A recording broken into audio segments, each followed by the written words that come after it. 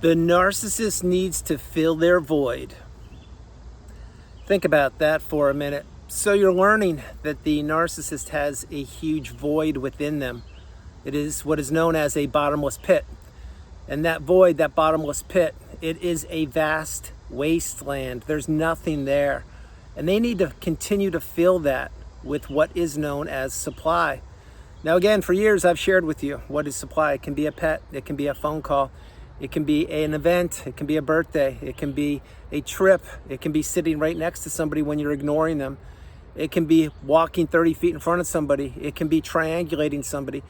Supply is anything that matters to the narcissist. Now to you, supply is foreign. The term supply, it didn't mean what I just shared with you. To you, supply meant, well, you're running low on groceries. You have to go get more supplies at the store. Okay, very simple example.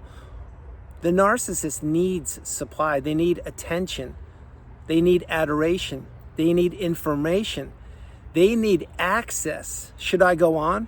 You see, the narcissist is a sinking ship. They are a ticking time bomb, and they steal anything they possibly can from anybody who gets close to them and from anybody who has originality, which is a whole different part of this video. Does the narcissist have originality? No, they lack originality. Think about what the thumbnail described to you. The narcissist has to fill the void within them, the bottomless pit, which means they have no originality. They have nothing to offer this planet of substance. What the narcissist does is they steal from other people. They take their ideas, they steal their hopes, their dreams, their aspirations, and more, and they act like those came from the narcissist when they didn't. The narcissist is nothing but a grifter. They are a Ponzi artist. They are a snake oil salesperson, and they are dark energy. Now, you may think I'm being a little rough on the narcissists all over the planet. I'm being very kind to them. If you've been with me for over 5 years on the channel, you know that I use my words very patiently. I use them very cautiously. I think about what I'm going to say before I say things. I am stoic centered.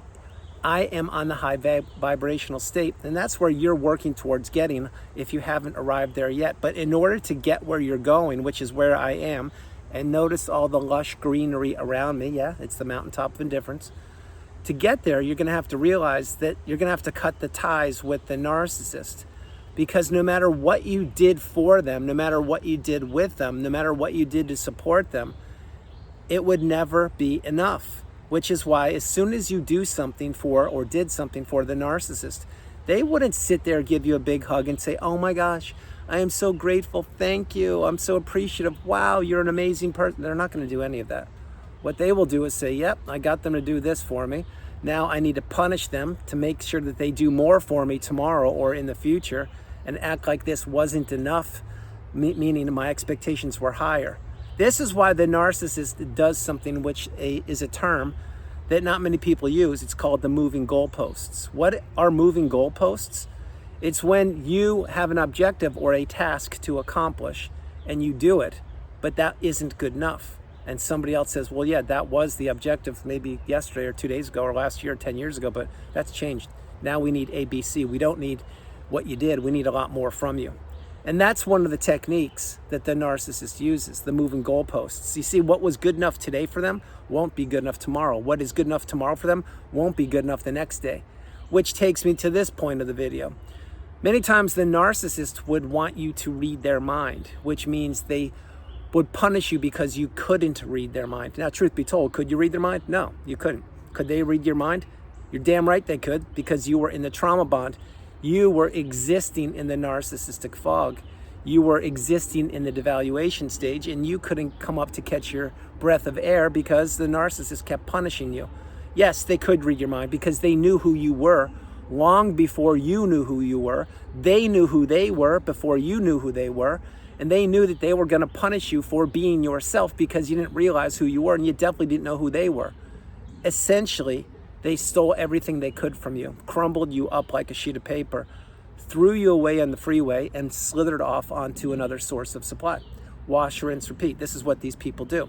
Now, having said all those things, when you realize that anything you did to help that person out, it would never be enough, and that they do have a huge void within them, they do have a huge, vast wasteland within them, that can never be filled for a length of time, because this is what the punishment of being the narcissist is. They are on a constant search for supply, because the deal they made with the underworld years ago, that isn't a one-time deal. That is for perpetuity. I will slow down how I'm jumping in and talking about negative energy or dark energy or deals that they may or may not have made. Now, having said that, when you realize that the narcissist has multiple fuel sources, it wasn't just you, and they were taking from as many people as they possibly could at any one time, and whatever you were providing, they also had 2, 3, 4, 30, 50 other people doing things for them, many of which those people you never even knew about, you didn't know they existed, and they were ready to step up and take fill your shoes in once you were discarded. When you realize that, then you realize that, yeah, you were just an appliance. You were like that toaster that was being plugged in, and they were going to use you, abuse you, manipulate you, burn you out, or short circuit you, throw you away in the bin, get a new toaster, wash, rinse, repeat. Well, that's all fun and games until when? Until it isn't. And that's when you get the message. That's when you finally go no contact and you wrap your head around the fact that, yeah, the narcissist has that huge void, and you try to fill it up with everything, with your empathy, your love, your kindness, your commitment, your ideas, hopes, dreams, everything and more, but it would never be enough, and that you're not doing that any longer. And all that energy you were placing into that void, into the narcissist, and into patching up an irreparable relationship that they kept on trying to destroy intentionally, deliberately, and on purpose, when that goes back into you, that's when you can really slow your life down. Notice how I just adjusted the way I'm speaking. You can stay or begin to ascend into the high vibrational state. You will have the ability to just be. Hear that? Okay, there's a dog barking, but aside of that, hear that? You hear a bird, you hear a little bit of breeze, and you hear me talking. This is what's called the promised land. This is what's called the ability to be. This is called the high vibrational state. This is called the organic vibrational state. And this is called where you will be when you stop filling the void for the narcissist. So no matter who the narcissist was, past tense is the key in your life. Maybe it was a child who grew up and they showed you who they were when they became a legal age. Maybe it was your former romantic relationship. Maybe it was your sibling. Maybe it was your parent. Maybe it was your stepkid's spouse who they just married or they're going to marry. Whoever the narcissist is or was, you need to remember that you were nothing but a fuel source to them. You were nothing but somebody to do things for them. You were nothing but a person, essentially a lifeline, if you will. Remember this one. Let's go back in time. Remember the old days, 10, 20, 30 years ago, whenever it was, there was a TV show with this gentleman named Howie Mandel. Germaphobe, good person though, appears to be an empath. And if you're watching Howie, hey, having said that, he had the show called with the lifelines. Call a friend, phone a friend, text a friend, whatever it was. Well, remember that? If you were how to win $1 million, or who wants to be a millionaire, whatever it was, or maybe it was Regis Philbin, I don't know who it was, whoever it was. Having said that, remember you used to have to call a person they would have to give you a lifeline, give you an answer, or confirm with you the answer that you thought was correct. Well, that's what you were doing for the narcissist.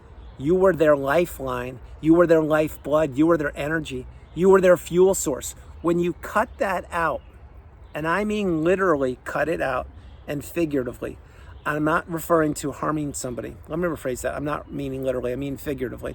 What I'm referring to is turn the water faucet of access off to the narcissist.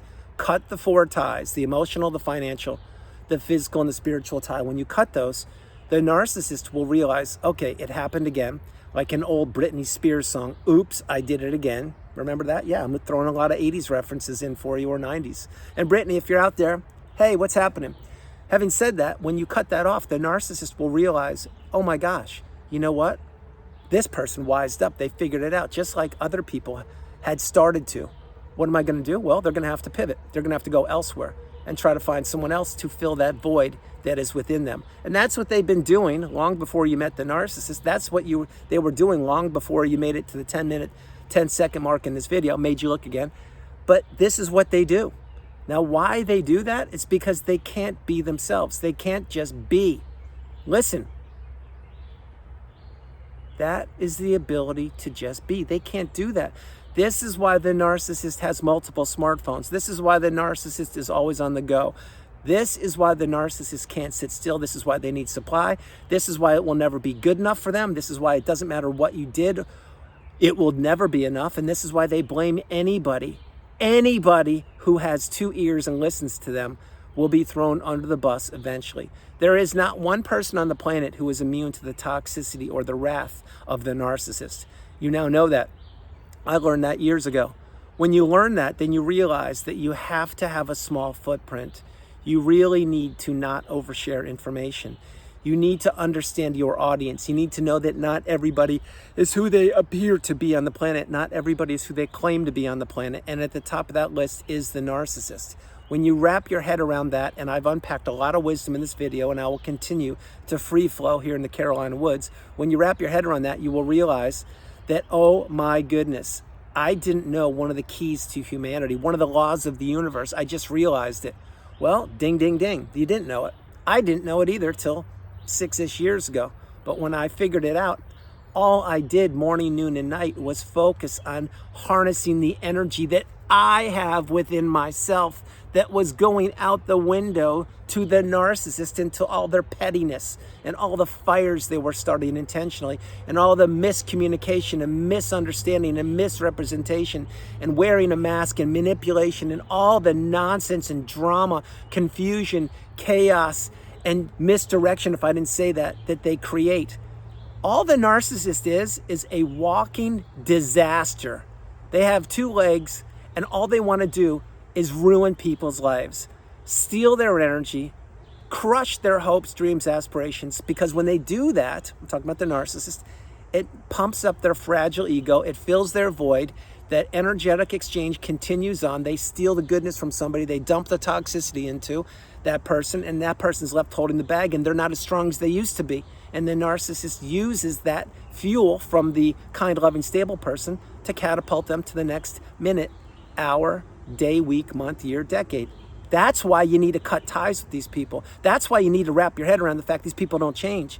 And if you're holding on to a breadcrumb of something, thinking that the narcissist does love you, or they will love you in the future, or when they get that money, they're going to pay you back, or that they really do care about you, or they're just down on their luck, or they have figured out that they aren't a good person, they want to improve. You really need to play this video over and over and over and over and over and over again. The narcissist is a ticking time bomb. They will continue to detonate whenever they want to or whenever they don't get what they want. That's why these people are petulant children trapped in an adult body. They've never fully developed, they've never grown, and they never will. So before I close the video, I will share this with you. The huge void within the narcissist, that's a void that you had never encountered before you met the apex predator, before you met the 800-pound gorilla, the dark energy of the narcissist. You now know that human beings, mainly adult human beings who haven't developed properly, they walk around like toddlers with pacifiers in their mouths, wearing diapers, I'm not being funny, and they need someone to change the diapers for them. That is a figurative example. I'm not referencing people that actually have health challenges. I'm talking about the narcissist is a ticking time bomb. Stay away from them. They will unleash their fury at anybody, and I mean anybody, at any moment in time. You could be sitting next to a complete stranger on an airplane going on a 10-hour flight, and that person could make your life more miserable in those 10 hours than anybody has in the last 10 years. That's why you need to understand these people are everywhere. When I say everywhere, I mean everywhere. But guess one place that they're not? You got it. Right here. You hear the birds, you hear the crickets, you hear Mother Nature. Why do you think I come out here in the woods? Why do you think I created videos in the jungles, in the snow, in the rain, in the heat, in the desert, by streams, lakes, in the mountains? Why do you think I do that? Because this is peaceful. This is abundance. This doesn't have negativity. This is Mother Nature. This is where the energy flows through me, through all of the abundance and into Mother Nature and vice versa. The narcissist won't come out here. They can't come out here. They're not welcome out here. Where the narcissist is on one of their little 3 smartphones downstairs in their basement of their parents with a spaghetti-stained t-shirt that says, "I love rock and roll" from 50 years ago. They haven't washed their hair in 20 years and there's breadcrumbs all over the ground and the floor. The batteries haven't been replaced. Their cell phone's dying. The internet bill hasn't been paid. And they're saying, "How did I get here?" Well, how you got there is because you destroyed so many lives. And look where it got you, narcissist. Now you're getting the message. So I'm going to close the video now. And I want you to understand one thing. This is a magical place. And you too can be here. Not literally, but figuratively. Wherever you're located, whatever language you speak, wherever your safe space is, I can assure you 2 things. 1, it's nowhere near the narcissist. And 2, it's in a place where you feel peaceful, calm, serene, protected, safe, and it's a high vibrational state. That's why I create videos outdoors. That's why I cut the ties. That's why I've healed and ascended. And my hope is that's what you're doing or you've done it. So everyone, that's the video. I hope you liked it. I loved doing it from the beautiful Carolinas. This is Andrew. Namaste. Have a great afternoon, evening, or morning. No matter where you are on the planet, you are not alone. I love you all, and I'll talk with you tomorrow. A few quick things. 1, this place is magical. Truth be told, when you're out of the jaws and the clutches and the dark energy of the narcissist, almost any place is beautiful. Because when you are away from the place or the person or the dark energy that tried to destroy you, basically kill you, and I do mean that. Yes, I said it. That's a good thing when you're away from that. When you are next to somebody or in a relationship with a person who claims they care about you, but they have disdain for you, they don't love you, they want to harm you and hurt you, use you, spit you up, chew you out, or whatever, crumb you up like a sheet of paper and hope you don't exist. You need to take that very seriously. Very seriously. Which means this. When you're out, you stay out. If you haven't gone no contact yet, you need to ask yourself, what are you waiting for? If you have gone no contact, good work. You know it served you. Any way you cut it, continue to move forward and continue to elevate and ascend and continue to leave the narcissist in the rear view mirror. I love you all, and I'll talk with you tomorrow. Bye, everybody. Bye.